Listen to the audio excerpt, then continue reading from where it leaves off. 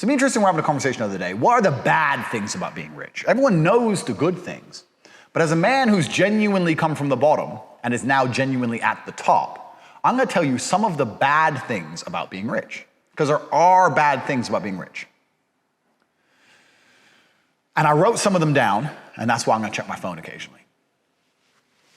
My scenario, me being rich, is kind of different than most people who are rich. Because there's a lot of people who are rich, like family, money, all this kind of stuff. But me, I did it all by myself. So I've got a problem which is kind of unique to my wealth. And the problem is that I am at the top of the tree. I'm at the very, very tip top of the food chain. And what's happened is, basically anyone I interact with, ever, wants something from me. Even if it's just my time. They want something. When I wake up in the morning, I have about 1,000 WhatsApp messages. And I start to go through. This chick wants this. Mother needs this. This chick wants that.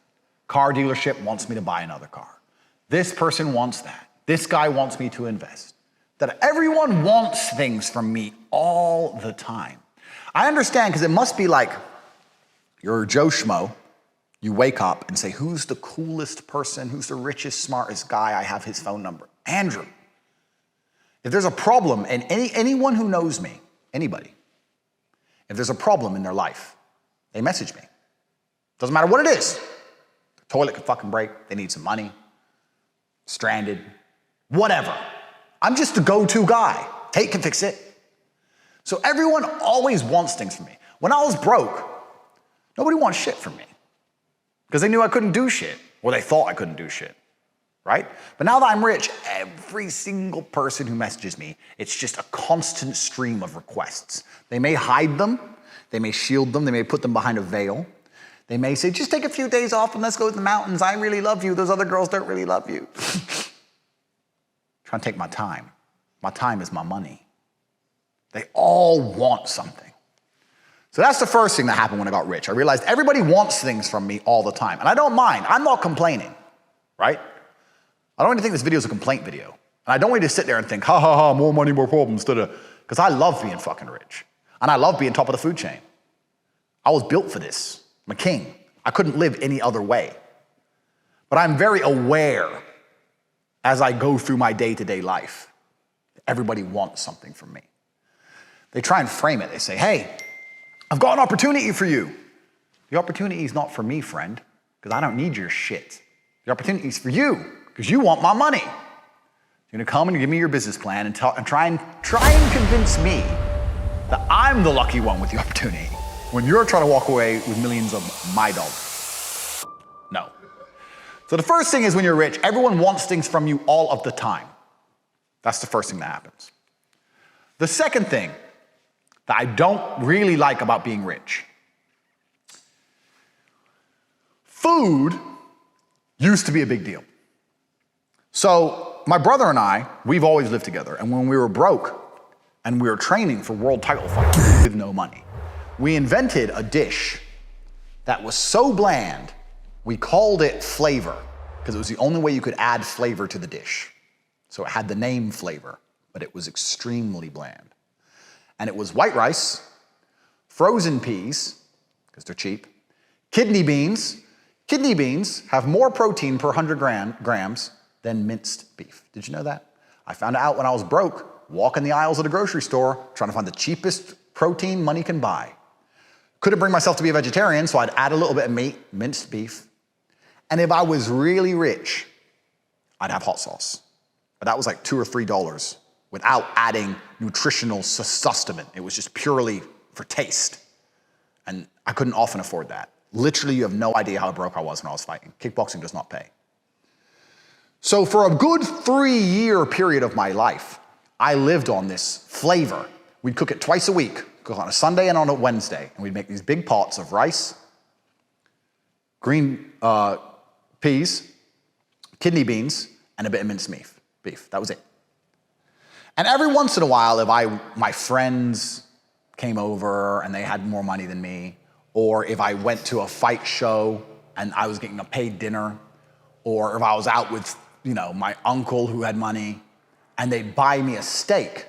Woo! You ever had a steak for the first time in 3 months after eating nothing but flavor? You don't understand the level of happiness. Food was amazing when I was poor. What's food now? All I do is eat steaks. I walk into the restaurants and give me your most expensive steak. And you know what's most annoying about that? I say that and they start talking about options. Okay, well, we have the tomahawk or the ribeye. I asked for your most expensive. It's in numbers. Which number is higher? Oh, the tomahawk. Then why are you fucking talking about a ribeye? You dumb bitch. Of course, I don't say it like that. I say, ha ha ha ha, I'll take the tomahawk, please, because I'm a polite man. I'll take the most expensive steak. I don't care. I don't care what cut of beef it is. It's a cow. They cut the cow this way. They cut the cow that way. I don't give a shit. I walk in the restaurant. Give me your most expensive steak. Tristan also. Give me the most expensive steak. Okay, yeah, what sides would you like? All of them. Oh, all of them? Yeah, give me all the sides. We sit there with 2 fucking $400 steaks. We have a bite of each side, a little bit of macaroni and cheese, a bit of mashed potato, a bit of green beans, 1 fry. Leave them basically all uneaten. And we walk off with our $1,000 lunch, and we don't even really appreciate it. And that's all we do every day. Food means nothing when you're rich. It's too cheap. Outside of houses, boats, and planes, I don't check the price of anything. If I see a new supercar launch and I want it, I'll buy it. Doesn't matter if it's 200 grand, 300 grand, 400 grand, 500 grand, 600 grand, all the same. Peasants numbers, who gives a shit? Put it on the card, no big deal. 450,000 US. Bargain. All right, do you take card? Well, of course. Done. So imagine how much we don't care about food. So food has lost all its fun. I know there's some really rich, pompous losers who go, oh, I get to go to a Michelin star restaurant, Michelin star, and I get this wine. I'm not a dork. Anyone with a brain knows that the jerk chicken from the Jamaican guy down the road for $5 tastes better than that Michelin star crap, right? So I'm not gonna sit there and pretend it's amazing. I've eaten it all. I just wanna be full. And the reason you suffer from FOMO is because private jets are like Ubers. So I have a number in my phone for a man in Switzerland, some rich guy, never met him, I don't even know his real name. It's kind of like Hitman, you know the Hitman movie where he has the handler, and you don't really know who they are. I send a voice note to my guy in Switzerland. Bro, I'm in Bucharest, and I need to get to Geneva. He'll say to me, in 44 minutes, sir, and there'll be a plane on a runway with my name on it, a pilot, fully fueled, with donuts and champagne and pepperoni pizza, because it's always what I have in my private planes, waiting for me. It's like an Uber. When you take away the whole airport bullshit, there's another thing you guys don't know about flying private. The best thing about flying private is there's no airport experience, right? If he says the plane's on the runway and I want to fly at 8, I get to the airport at 7:59 because my PA in advance, as the jet is being booked and paid for, has already sent my passport. They've already done all the check-in, the customs, all that crap. So I walk straight into the private airport terminal, straight onto the plane. The airport takes 24 seconds. On the plane, take off, land. It's the same with the other side. They've already had my passport in advance. As I get off the plane, someone looks at the passport scan they had, looks at me, same dude, cool. Right in the BMW, which is already on the tarmac, out. So for you, let's say I was flying from Bucharest to Geneva traditionally. Let's say my flight is at midday. I'd have to get to the airport at 10 a.m., fly 12, land, let's say 2, then another hour collecting bags, passport check-in, but I get there around 3. So 10 to 3. Whereas for me, it's 11:59 to 2:01. So what that means is you can now go in and out of countries in the same day. That's what you guys don't understand. You brokies, you don't get it. You haven't got time, you ain't got a 7-hour period twice in one day. But I do. I can get up at 7, I can fly at 7:30, I can land at 10 a.m., I can have lunch in Geneva, and then around 4 o'clock I can get bored, text my guy, and fly home, be home by 6. I've been in and out in one day. So when you can do this, when you can Uber around Earth in real time, when you can go in and out of countries in a single day, you start getting big FOMO. I struggle with FOMO to this day. Tate, it's Cannes Film Festival. Don't want to go Cannes Film Festival. Yeah, but Leonardo DiCaprio's on this boat. Don't like him. Yeah, but he's going to be jealous of your girls. That's true. All right, what time is it? Quickly, boom, jet, bang, flex on Leonardo, boom, back on the jet, bang.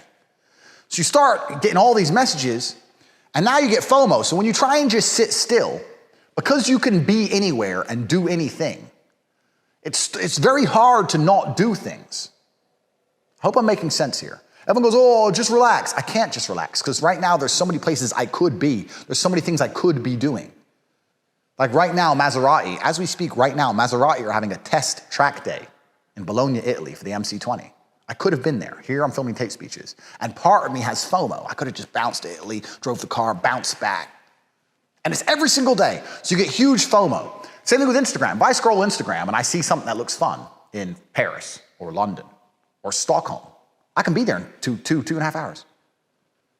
So I can see a dude having lunch in London and go, oh, dinner there. Bounce. And it makes it very, very difficult to stay still. It's very, very difficult to achieve peace. Luckily, I have Zen and an iron mind.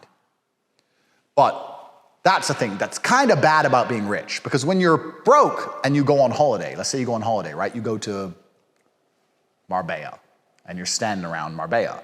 It never crosses your mind to go Ibiza or Santorini or Cannes or Monaco, because you're in Marbella and you've paid for your hotel and that's where you're gonna be.